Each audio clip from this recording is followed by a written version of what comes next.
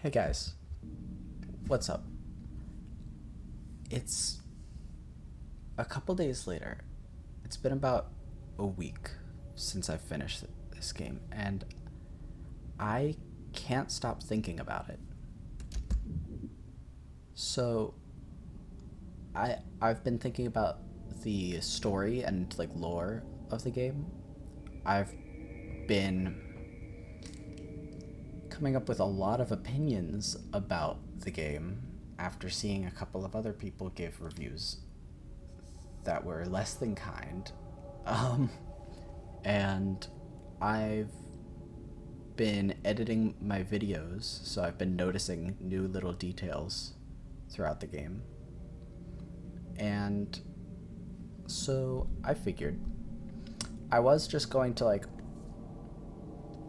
sit here and like talk at you and slap it onto the last episode, which I might still do depending on the length, but um, depending on how long this takes, I think we might just make it a bonus episode of like my final thoughts on the game and like an official sort of like review. I tried to do that at the end of the last episode, but I haven't watched it yet. I don't know how coherent I am. I don't know if I've said all I want to say.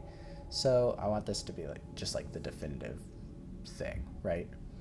Um, and I'm not gonna be just like sitting here on the main menu. I do actually have apparently every achievement in the game except one. And so what we're going to be doing is we're going to go on to slot 2. We're going to start a new game, and we're going to free Herald.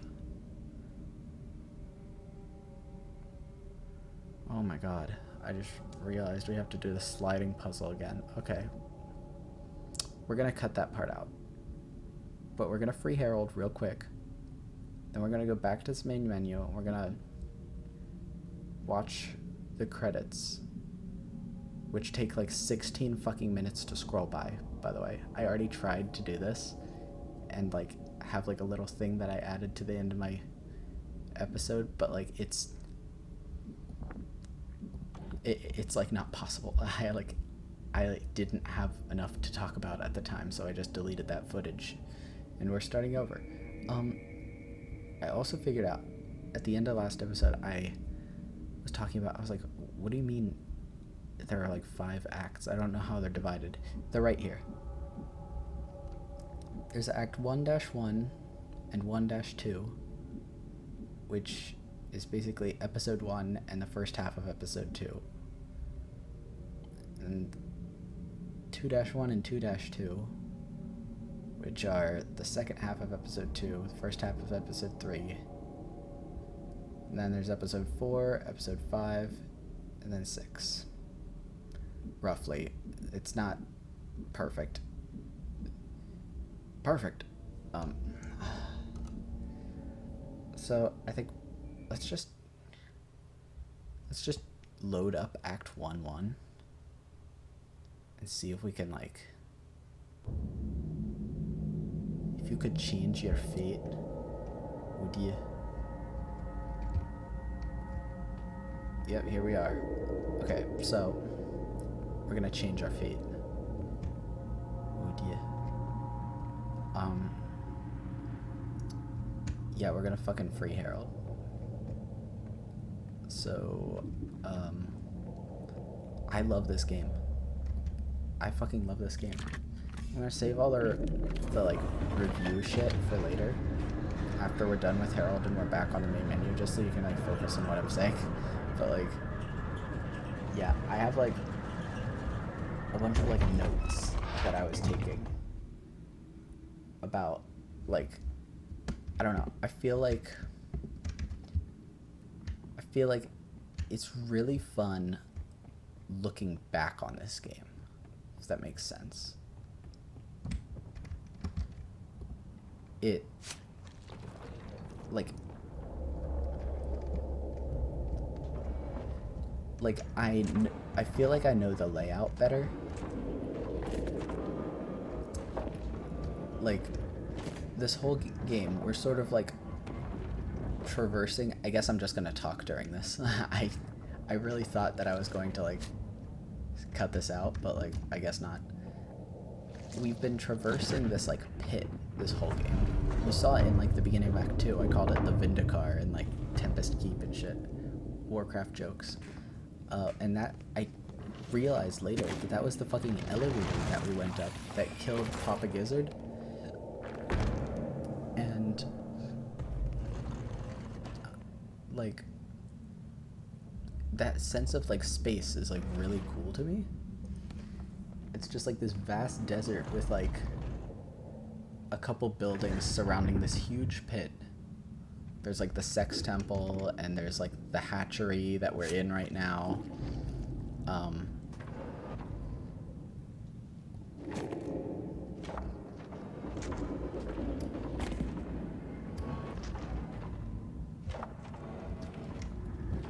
And then between those two buildings, there's the pit that has Big Mama in it.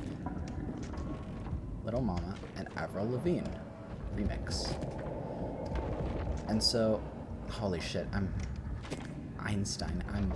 I'm literally Albert. Dude, I'm literally Albert right now.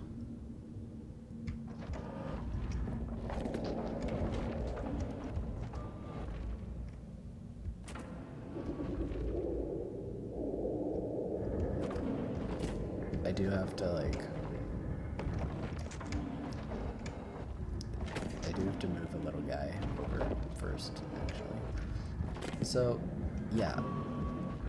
Sort of like, the first, like, blind playthrough was a little, like, I don't think I fully understood the game, obviously. Which is fine. But,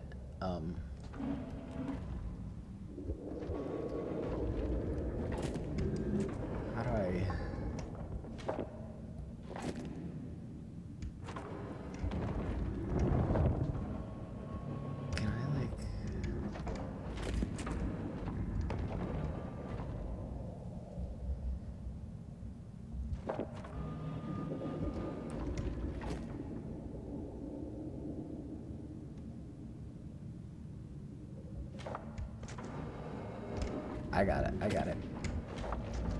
Didn't think you'd have to watch me figure this shit out again, did ya? Anyway. So, yeah.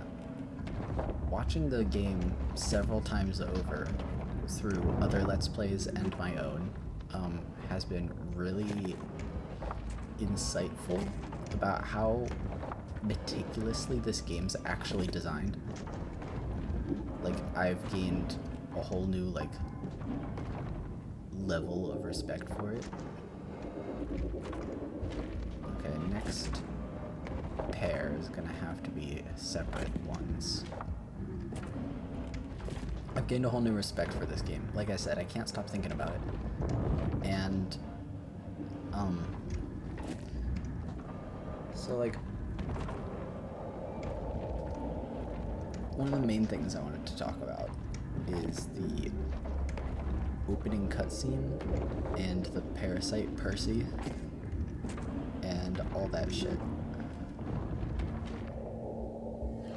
Oh, I guess we'll talk about that in a sec. So, like,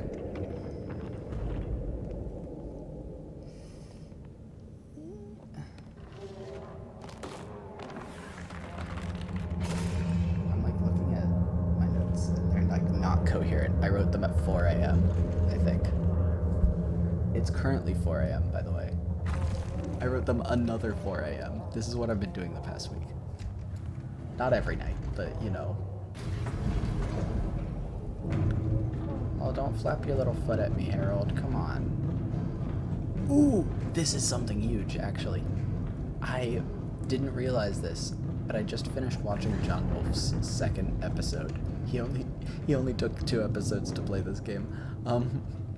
I just watched his second episode, the finale, where he mentioned that the reason that Harold is probably like misshapen and malformed and like needs to be freed from his egg specifically is probably because he like grew up in that egg because there's no one around to free him from it. Like there's no one left in this society to keep the hatchery running, so like there are these weird little guys that are like trapped in their eggs and they like live and die in there, and they like, look at him, he's like he's fully grown and he's in an egg. He doesn't know how to talk or nothing. He's just a weird little guy.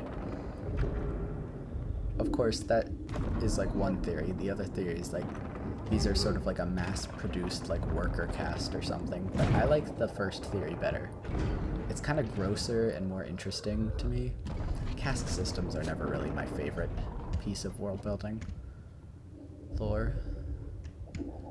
Okay, so we go up here. So I thought that was a really cool thing that John noticed that I didn't. Where's my fucking... I have an image of a notes document that I wrote because I've been writing in several types of documents.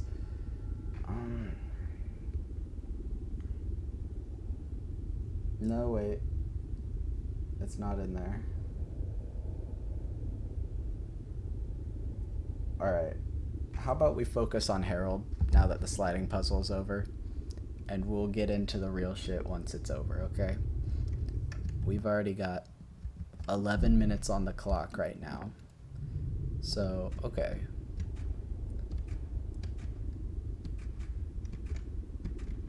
So, yeah. You.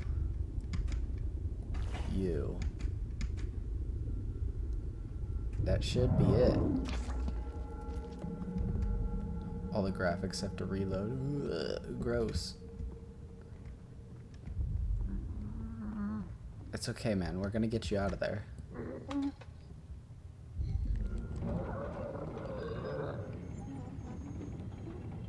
Flappy little guy. I'm like way too fond of him. It's so sad. It's so sad what we did to him. And if you're paying attention in an earlier episode when I was talking about this specific alternate route, it's sad what has to happen to him regardless. Close your eyes, folks.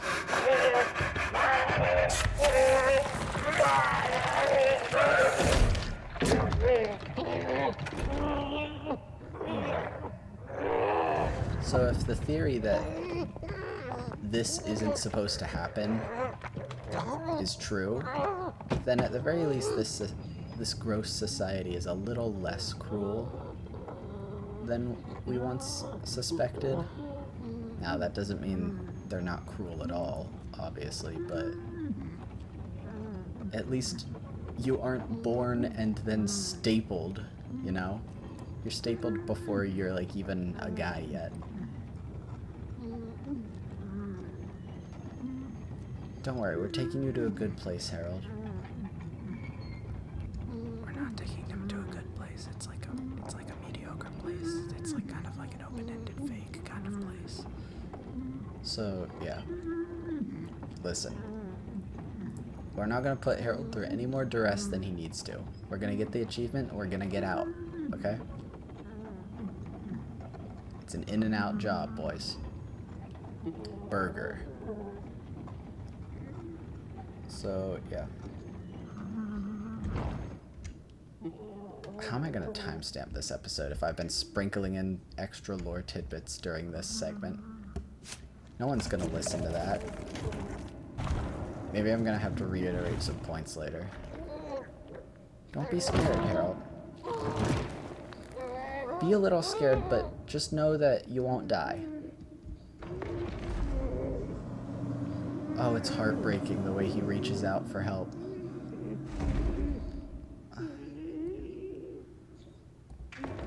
This freaky little monkey. Be gentle with with him. For fuck's sake. See, this was the thing that I didn't anticipate, was that they would place him face down on this. And so it in fact serves to free him from his egg.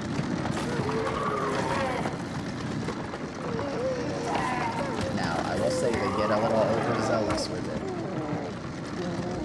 So it still makes me feel bad for him.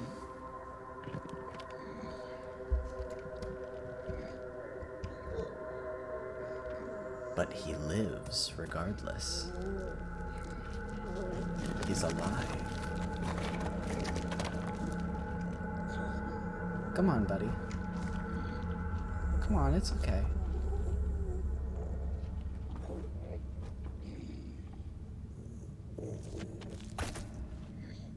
Oh.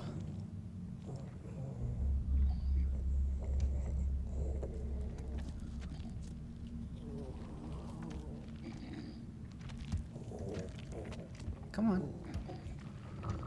Don't worry. Oh. Pathetic sort ahead.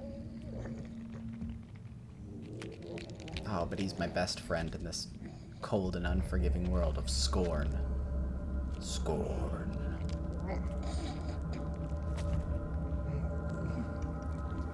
It takes him a while. He needs to find his sea legs.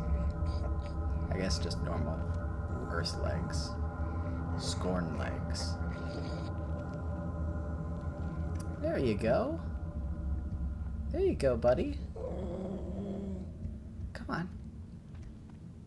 And then he follows you like this, see? Be careful, there's a bit of a lip there. So what we do, instead of putting his severed arm into here, is we encourage him to do it himself.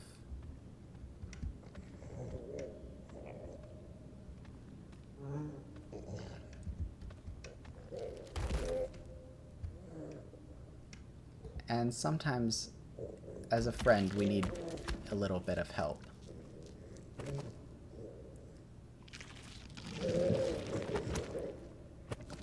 Ugh. We're so rough with him and cruel. We're not... Oh, he doesn't like it. It's okay, man. It's okay. You're Assassin's Creed. It's okay. You can unlock doors and shit now. Don't worry. Yeah, he doesn't know. He doesn't understand. Come on.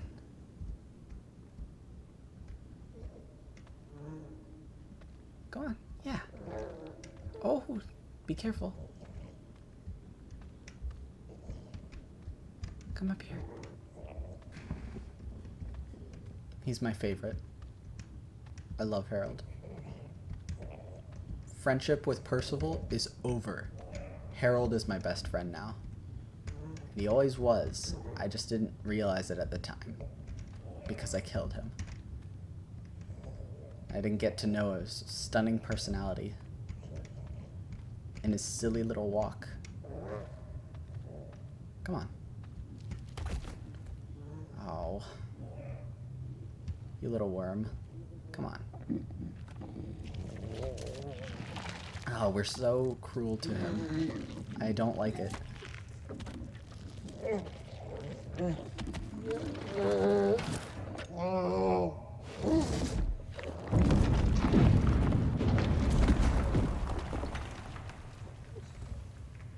So that's how you solve the puzzle. With Percival. With Harold.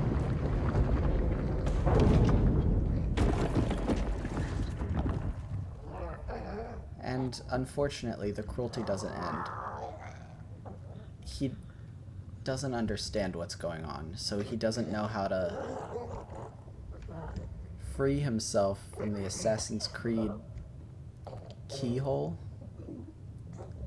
And it's hurting him, and we're just gonna leave him behind. Now, he doesn't show up in Act 2 if we if we choose this route.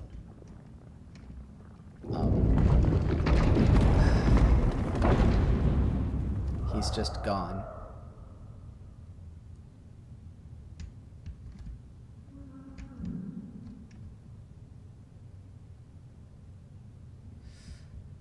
I'm sorry, Harold, but I really wanted 100% achievements. Let me check on that. And folks, that'll be it for this segment. Let's go back to the main menu. Once again, my condolences, Harold. I hope you chewed your arm off and got to escape sometime. But I know you didn't. Now let's talk about the elephant in the room, which is this motherfucker that we're looking at right now. So, I was a bit confused by this at the end of the game. But apparently, and I might be repeating some things from last episode, whatever. But apparently, the guy that we are looking at right here is Percival. The guy that we play in Act 1 is Percival, the parasite.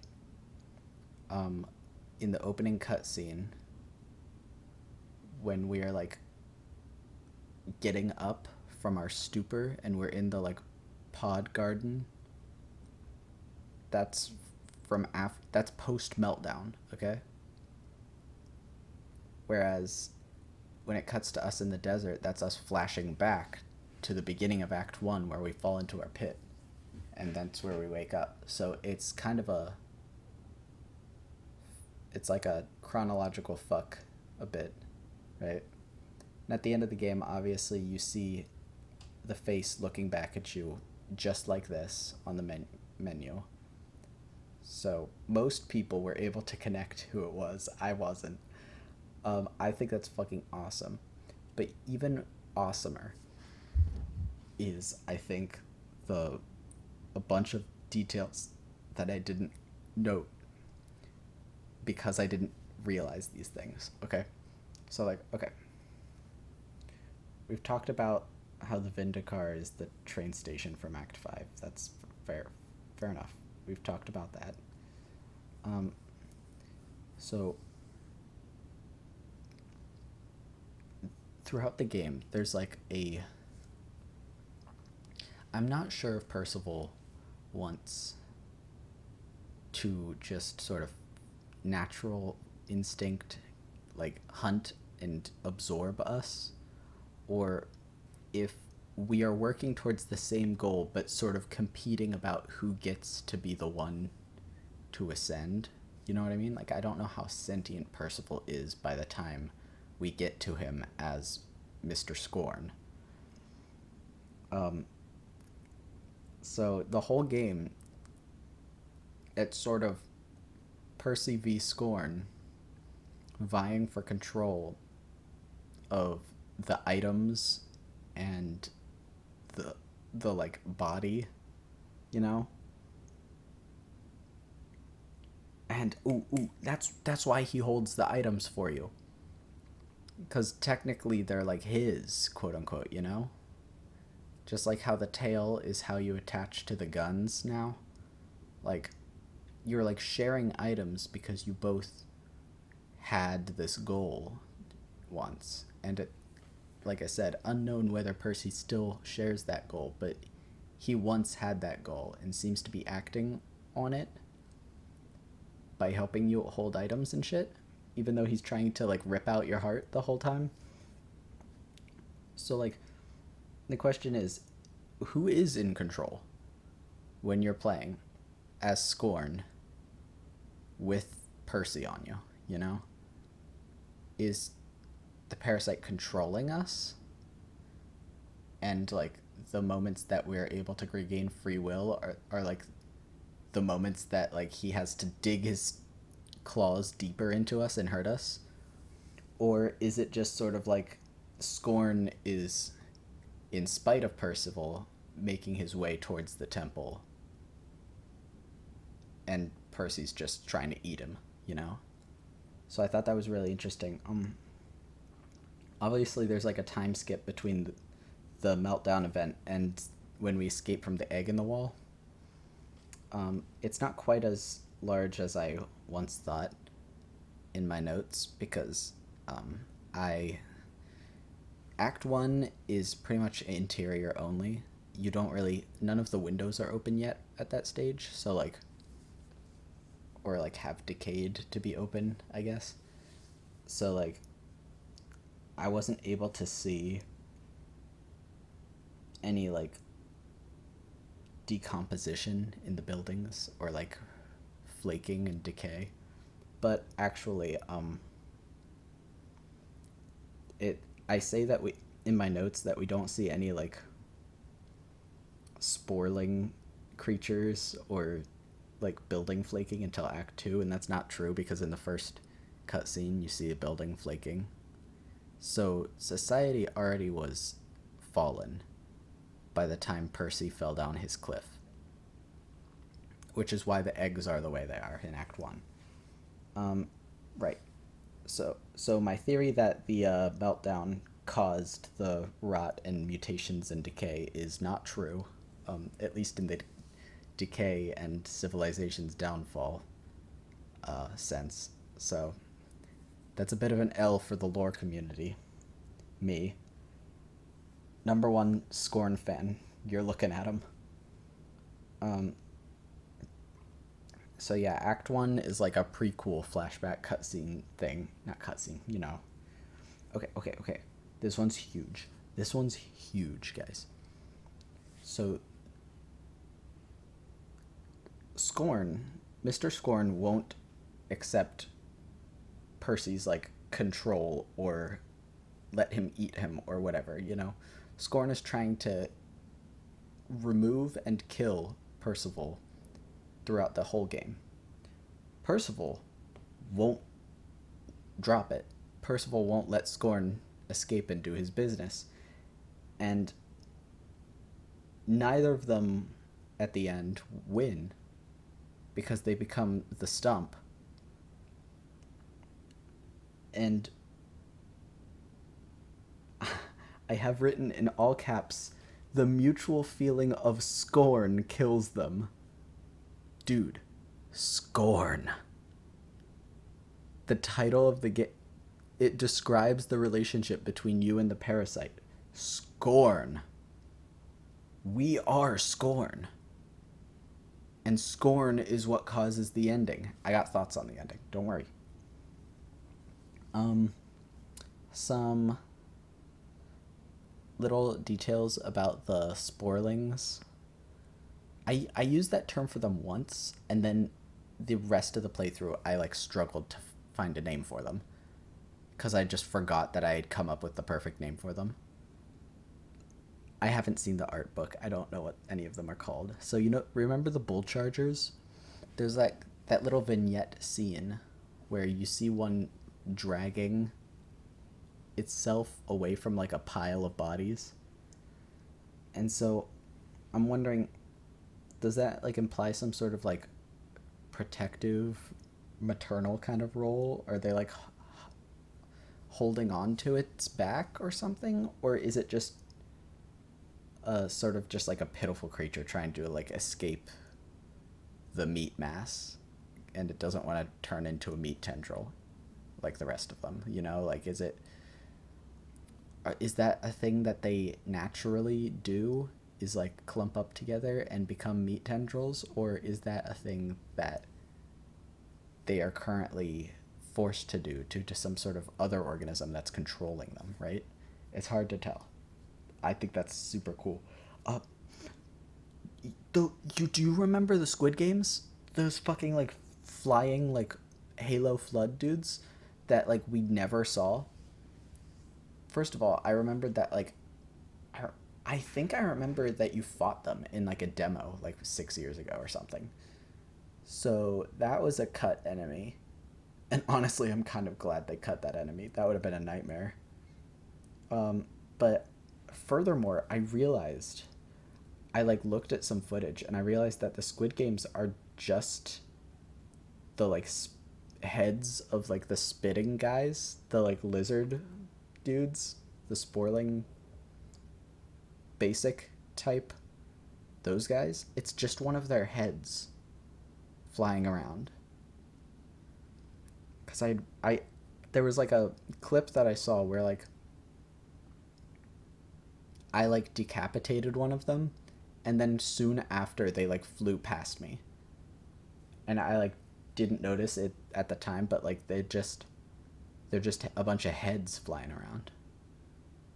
Like I wonder if that was just like asset saving, or like if that's like lore. Again, I don't own the art book. I should buy the fucking art book.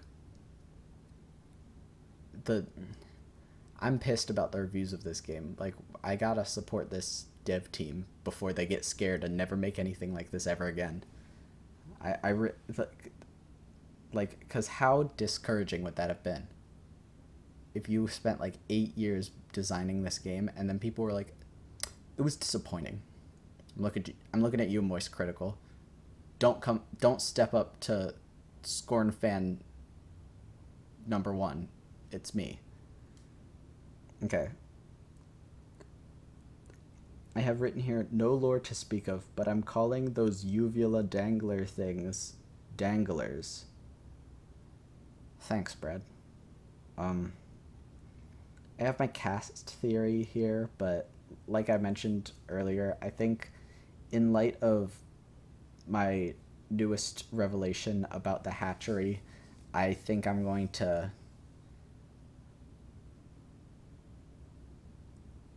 cast that aside. If I can be so corny as to say that. I will say there are different types of Scornmen, right?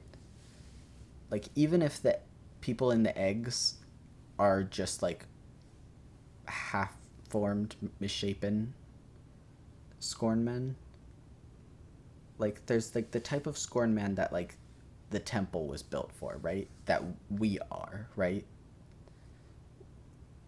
But there's also like those like skeleton like Groot dudes from like the beginning of Act 2. And like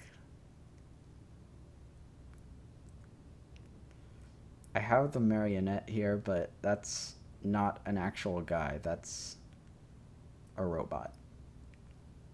I didn't realize it at the time. But like there are also those guys at the beginning of Act 1 Part 2.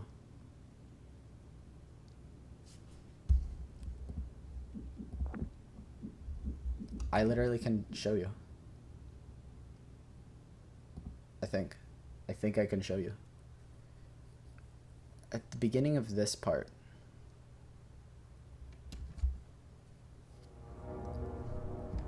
right here, these guys, look at them, they're different. I don't look like that. Who are these guys? Who are they? Also, what's going on? Shadow glitch? But like, you never see these guys again. Oh, are these the Groots? Okay, so we've got Groots and we've got Scornmen. There's like a mass grave of Groots.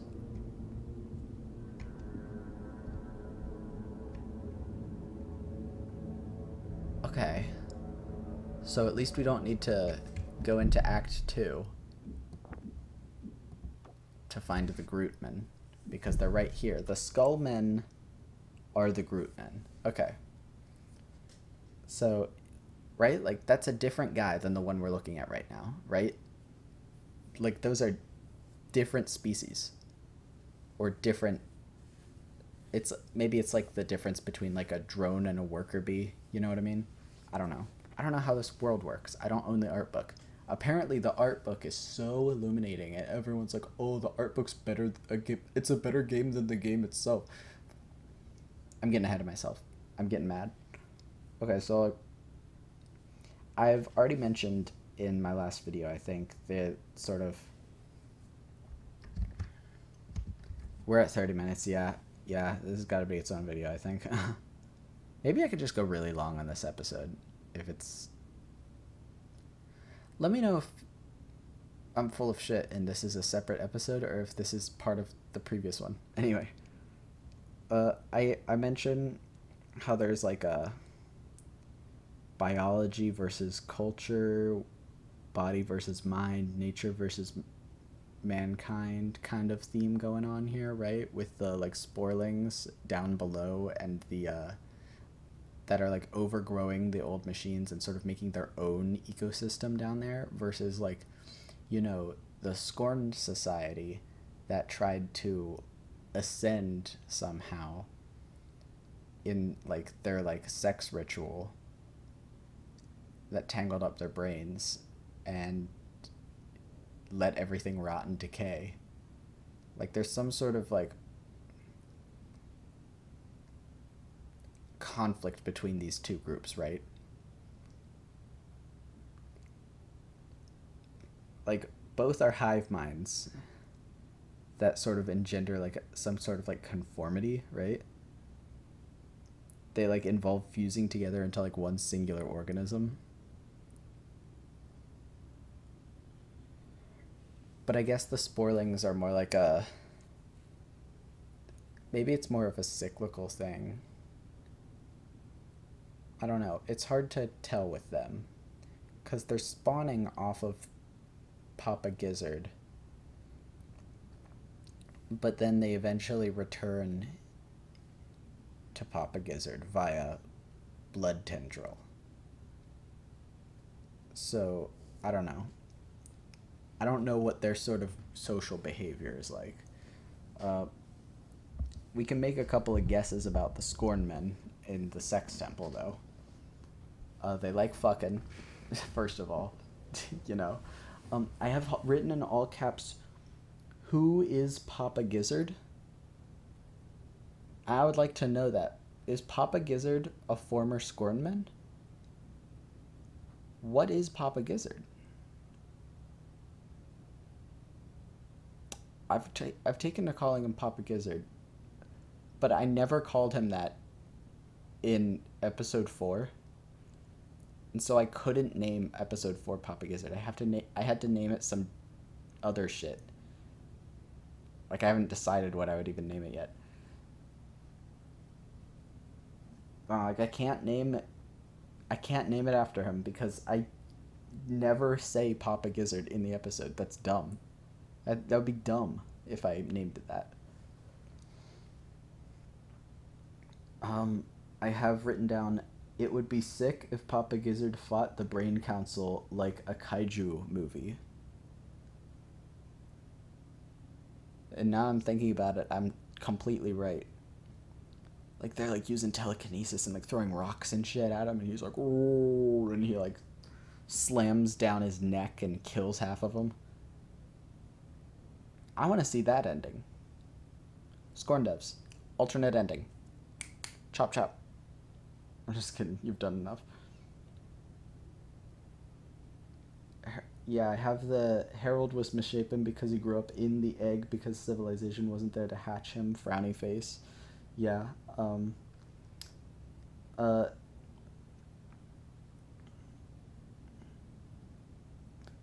John mentioned this, and I think I agree to some extent, how there's sort of a gradient from Beksinski to Geiger.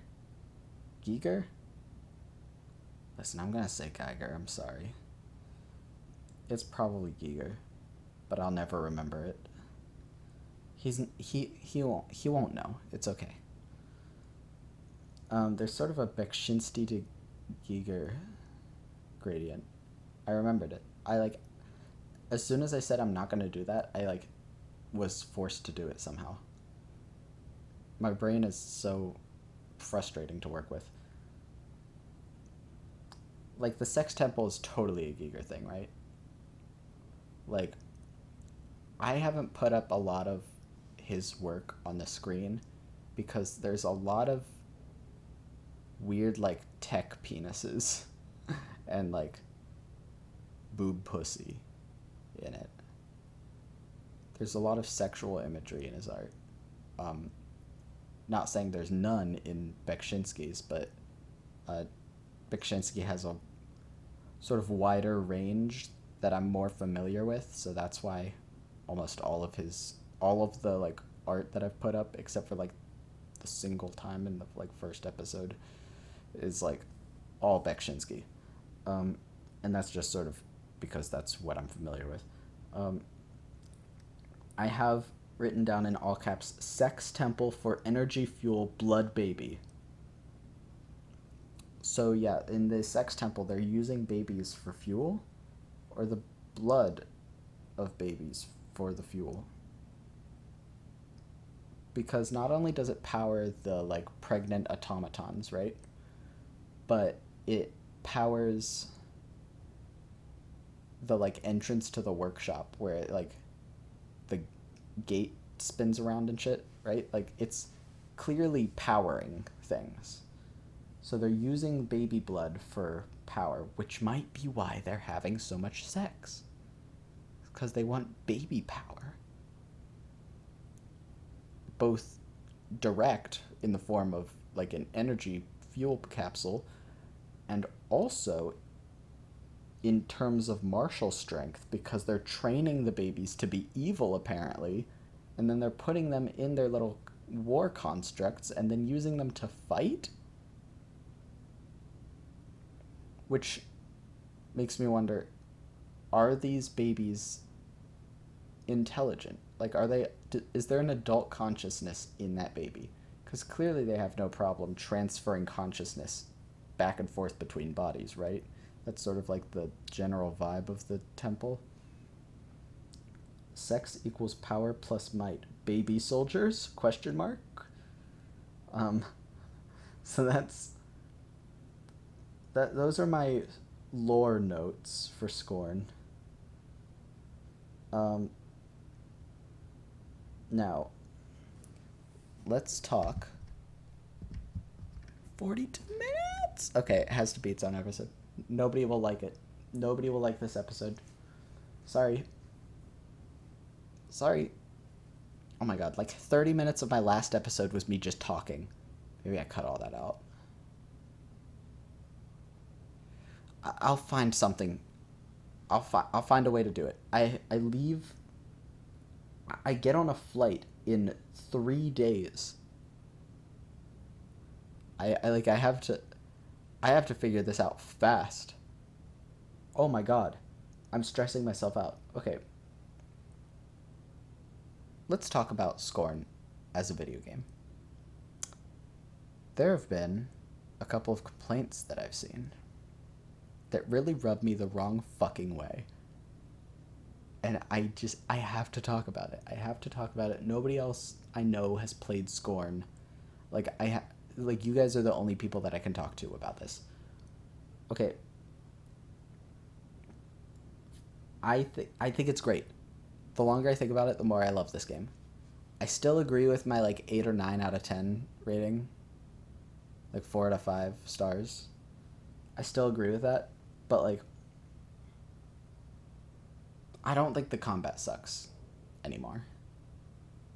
I think the combat's fine. It's just a little too unforgiving for a first-timer. I think that could have been tweaked a little bit. Because the only reason I didn't end up having to restart a chapter is because I was terrified of having to restart a chapter because I had heard that other people had to restart chapters, you know? Like, that's the only reason that didn't happen to me. And I don't like that. A lot of points I have written down here are just shit that John said. Just like watch the final part of his video, honestly. 'Cause, like, I think people are hypocritical. Because they always say they want, like, a unique game. And then one comes around and then they just, like, poke a bunch of holes in it and then it deflates and they're like, why does it deflated? You know? Right? Like, it's like...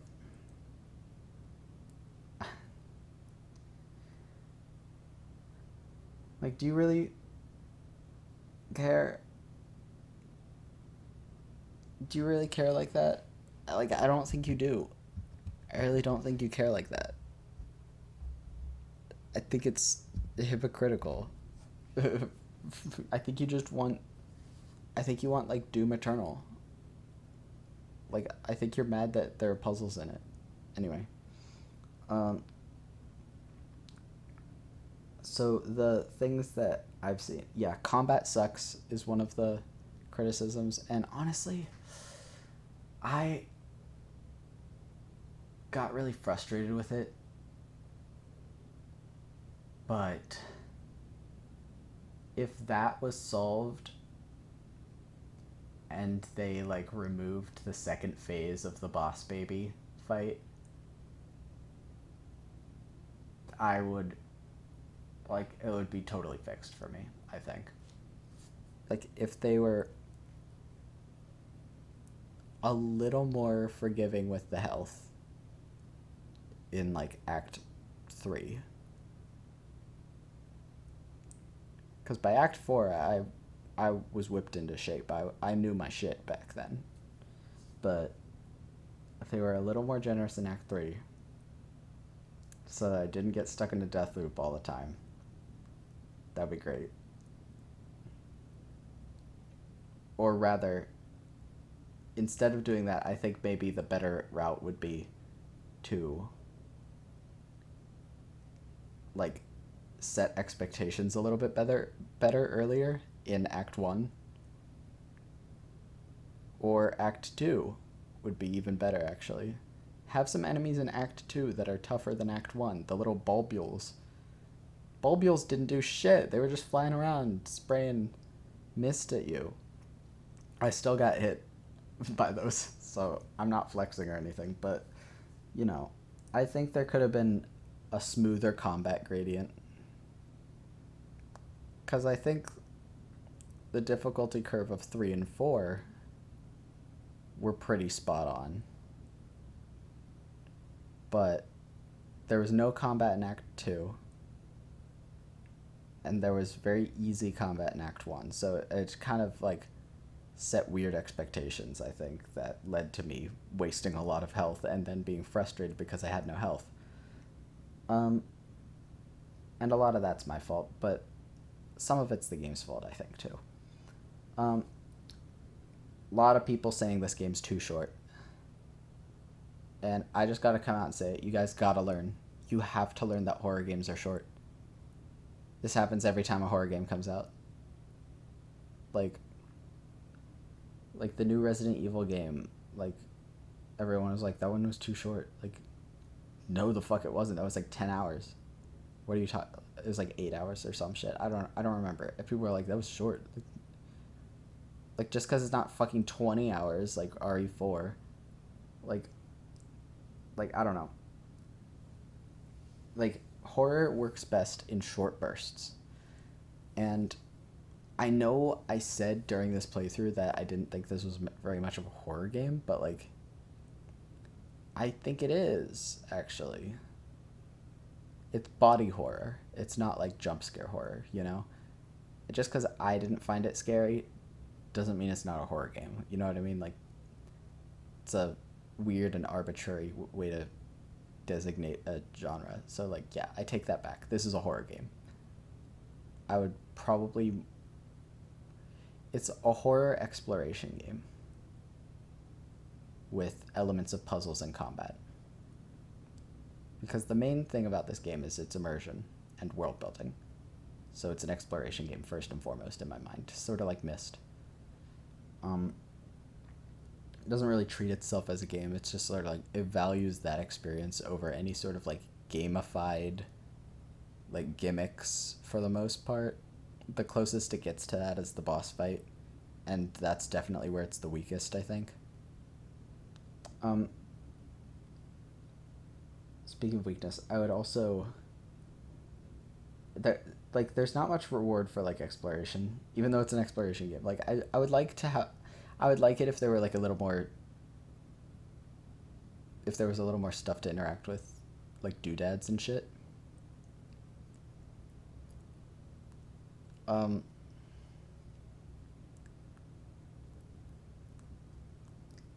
I'm stressing myself out that I'm talking for so long. Um, I would have liked to have more things to interact with, but no need for explanations. Like, they didn't have to do anything, right?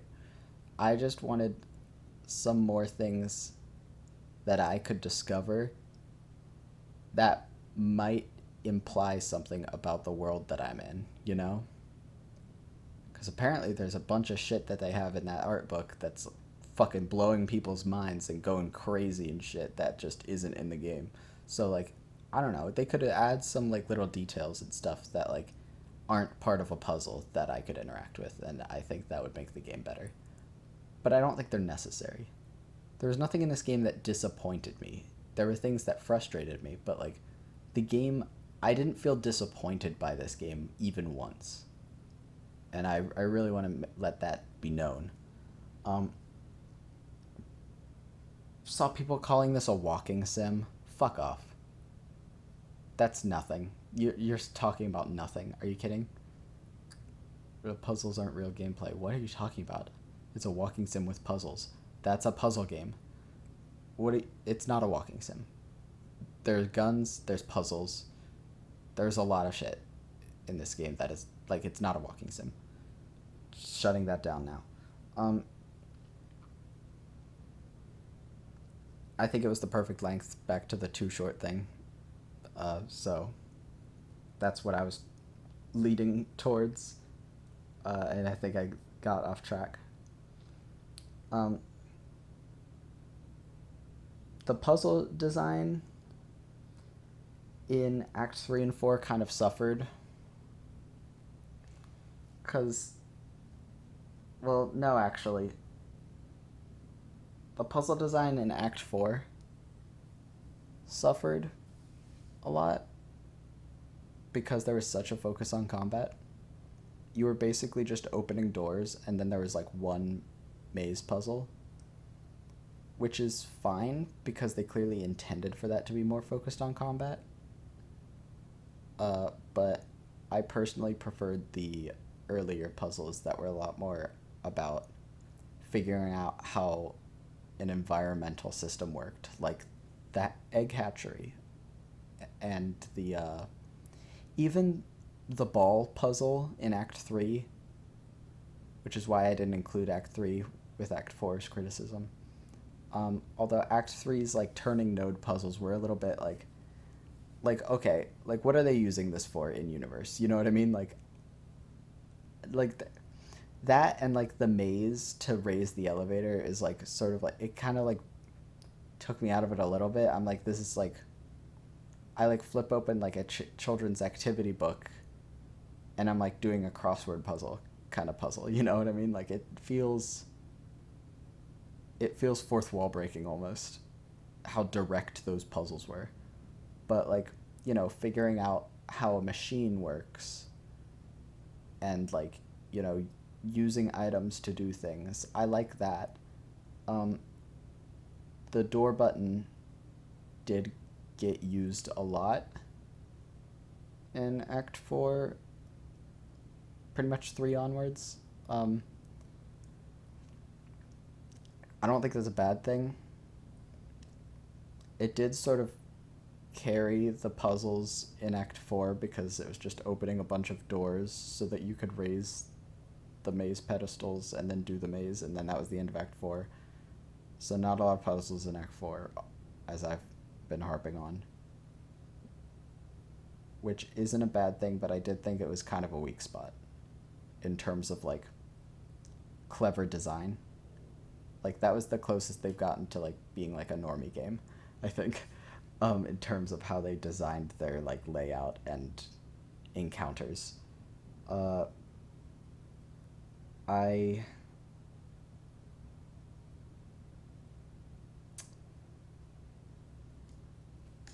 Yeah. Obviously, Act 5 kind of turned that around with, like, the parasite surgery puzzle, but then they also kind of balanced it back into, like, being in the middle with the boss fight. So, yeah, there was, like, a balance of environmental puzzles and weird combat in Act 5 that I was on the fence about, but I really like the environmental puzzles. Like, I think they did really good with them when they chose to do them. The direct puzzles, like the turning, like, node thing, and the maze and like all that, those were fun, but like I said, it kind of left me wondering, like, what's the in-universe explanation for this fucking maze being how you activate an elevator? Like, I don't know. It felt weird. One of the criticisms I see people talking about that this game has no story. What? What? That one I don't understand. I don't understand it at all. I posted something angry on my Twitter about it. And I guess I'll put that up on the screen here, if I can find it. But, like, I think it's telling on yourself to say that this game has no story, because it reveals that you just weren't paying attention to the game at all, in my opinion. That's like saying Myst doesn't have a story, right? Like,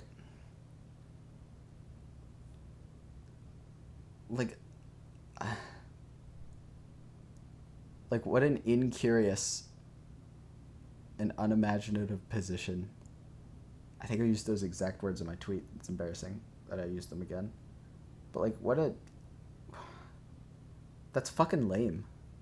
Like, if I can be direct with you, that's fucking lame. Like, this game clearly pays so much attention to its world and details and immersion, and there's clearly, like, a solid foundation that they're building off of that they're not telling you all of, but they're using it for themselves, which I guess is the crazy shit in the art book, right? But, like, you can tell. There are some games, Breath of the Wild, where you can tell that a lot of the missing pieces aren't intentional, and they're just sort of hoping that people fill in the missing pieces by themselves with theory crafting and shit. And let me tell you that this is not one of those games. This is not World of Warcraft Shadowlands. This is not The Witness. This is an intelligent, well-crafted game, and it pisses me off to see people slagging on it for having no story. What are you talking about? There's, like, a whole journey that you go through. There's, like, a plot twist at the end where it turns out that the main character from Act 1 is the parasite. What are you talking about? Like, sure, I missed it the first time, but I trusted the game enough to go back and investigate, and I was surprised at what I found.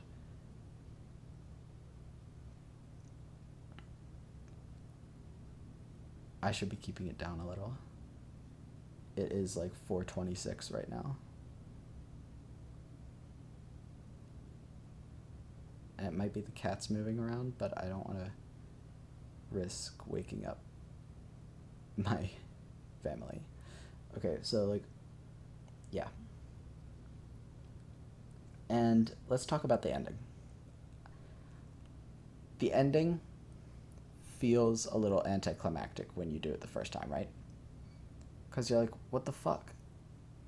Like, I lost, right? It's never a great feeling when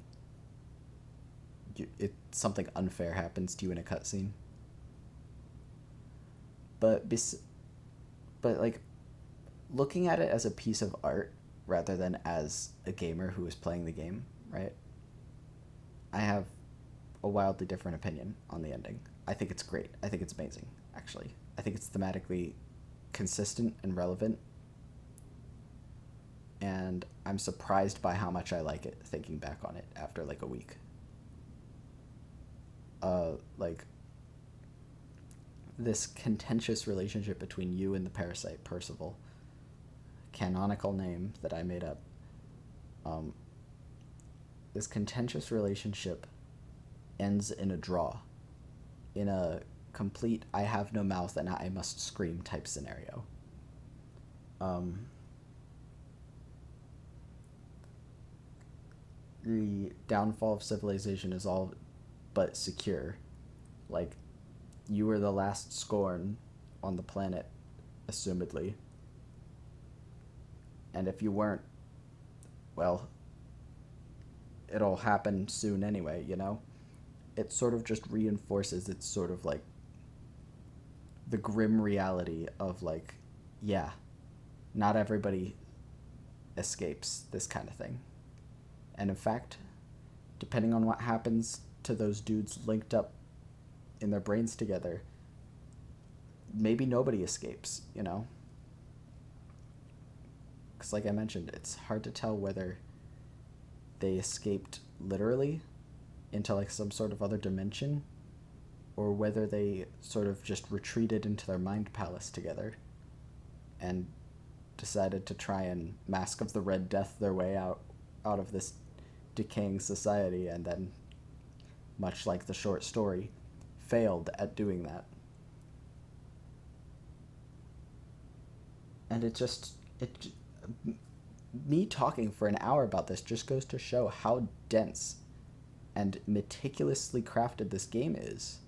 There's so many story details and like lore implications to consider that it's astounding to me that you could ever in good faith claim that this game has quote unquote no story or a dumb ending or something, right? Like, you might not like the ending, but I think it's completely disingenuous to act like it's not a fitting ending once you like view it as a whole, right? How else would you have ended the game? Like, if you're upset about the game, like the ending, like, let me know. How would you have ended it? That would be better. Because I've genuinely like been considering this, and I can't really think of one. I don't know what would be beyond that veil that would have been satisfying. And I think the way that they dissatisfied us was like intentional and artistic, you know? I respect that. I respect a game that's not like just trying to jack off its audience all the time. Maybe the wrong way to phrase that for this game.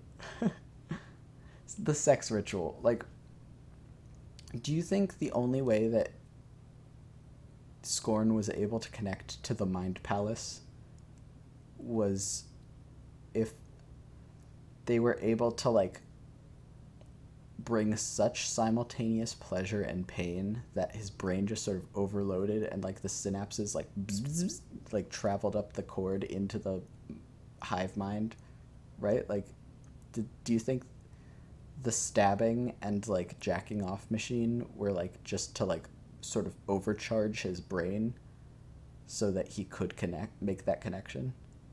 That's the only thing I can think of as to why they were trying to jack you off, and why they were just stabbing you repeatedly instead of like doing anything that seemed intentional. I've been thinking about this game a lot. I've been thinking about it. But yeah, like I said, I would probably give this like a 4 out of 5, 8 or 9 out of 10. At this point, I think I would lean more towards a 9 out of 10 just to be belligerent.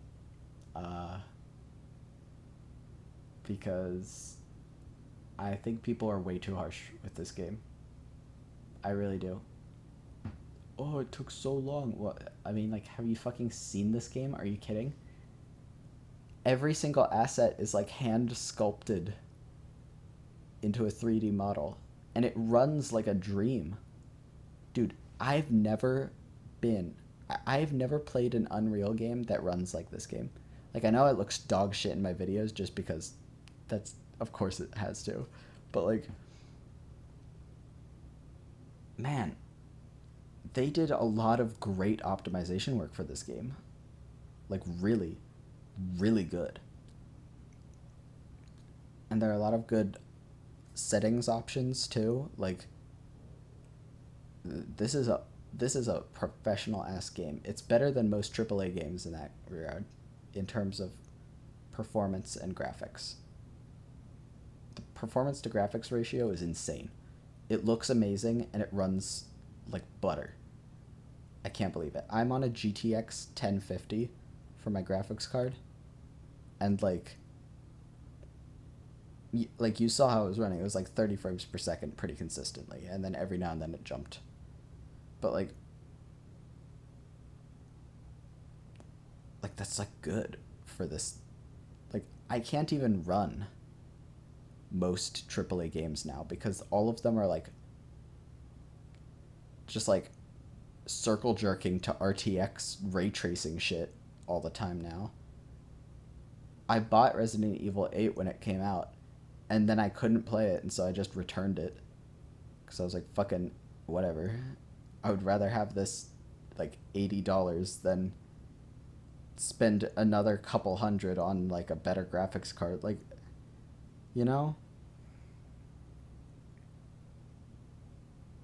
This game's incredible, I think. Now, is it my favorite game? I don't know. I don't know. It might be my favorite game of the year. Although that might not be a great comparison because, like, what other games have I played for the first time this year that wasn't like a demo disc thing? Like, you know? Definitely my fave indie horror game of this year. Probably my favorite Scare Zone game. Definitely my favorite Scare Zone game, yeah. I didn't get scared a single time. I got stressed, I got startled, I got frustrated, but I didn't get, like, there was no creeping sense of dread. There was just disgust and panic. And that's horror too. My final criticism of the game would have to be the fact that we never got a sixth button light. There were 6 lights on our button, and we only got 5. Why include the 6th one? What kind of... Like, that's such weird cut content, right? Why didn't they give us a 6th button? They could have totally had, like, one final door that was like, well, you just need to, like, walk over a couple of feet and activate your 6th button, and then you can open this door and see the final cutscene. Like, they could have just thrown it in there. Or they could have removed it from the button. It bothers me. It bothers me that there's no 6th button. Other than that, it's a pretty flawless game, honestly. That and, like, the combat frustrations. Like I said, I think the criticisms of the combat are a little overblown, even by myself. I think it's fine. It's like mid-combat. So, like, yeah, it's pretty much a low point when they focus on the combat, but, like, it's not terrible. I just get really frustrated when things don't go my way, and so, like, I, like, baby rage a little bit when I'm fighting Boss Baby. And that's, like, a me problem. That's not a Scorn problem. And I think more games like this should come out. I'm not disappointed by Scorn. I'm really satisfied with Scorn.